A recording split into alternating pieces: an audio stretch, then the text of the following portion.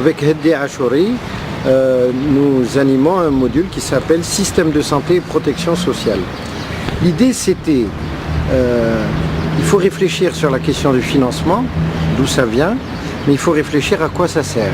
Donc c'est ça l'idée fondamentale sur laquelle est construit notre module. Quel défi on est exposé? Je sais que le terme défi en Tunisie, il ne faut pas trop l'utiliser, mais je crois que on est devant des échéances assez lourdes. On a à gérer une espérance de vie qui fait qu'on a plus de personnes qui vivent plus longtemps, et tant mieux, et c'est grâce au progrès de la période antérieure.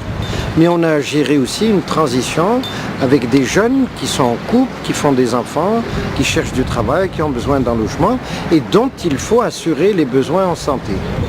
Et je pense que les égarements des années fin 80, 90, 2000 ont montré que si nos pays, je parle des pays du Maghreb, renoncent à une réponse publique solidaire, ils sont dans l'impasse.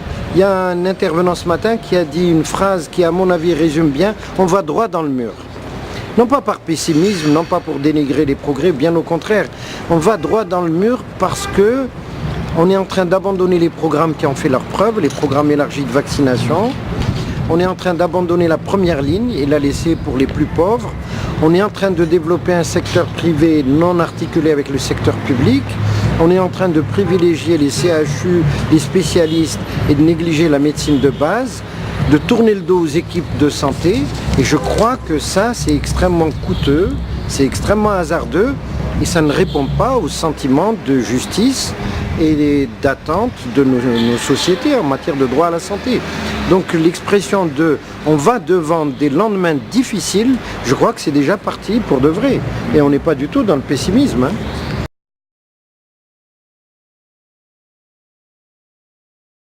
Il y a un modèle qu'il ne faut pas reproduire, c'est ce que j'appelle le modèle français.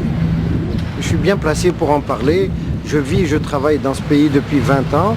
Je pense que le modèle centré sur le spécialiste, le médicament et l'hôpital n'est pas un modèle approprié pour résoudre la majorité des problèmes de soins et de santé de la population. Je crois qu'il faut prendre un autre virage. Je crois. En tous les cas, le modèle français n'en est pas un. Je parle du modèle français parce que c'est lui qui a imprégné la culture, la tradition, les facultés, etc.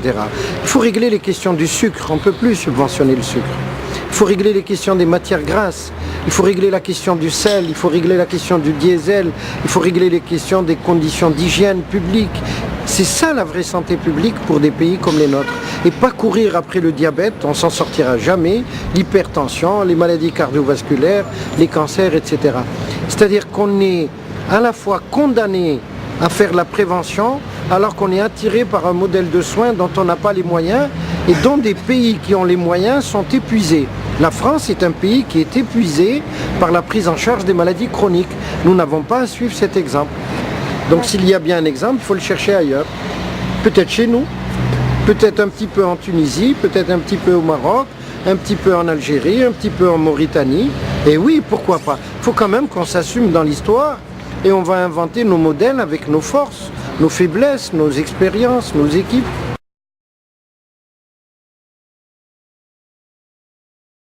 Voilà par exemple les vrais défis, quoi. Et c'est pour ça que le système, il ne faut pas l'interroger par rapport au nombre de médecins qu'il forme ou d'infirmiers ou ce qu'il coûte, mais par rapport à sa capacité à résoudre des problèmes comme la mortalité maternelle. Alors la Tunisie est un exemple.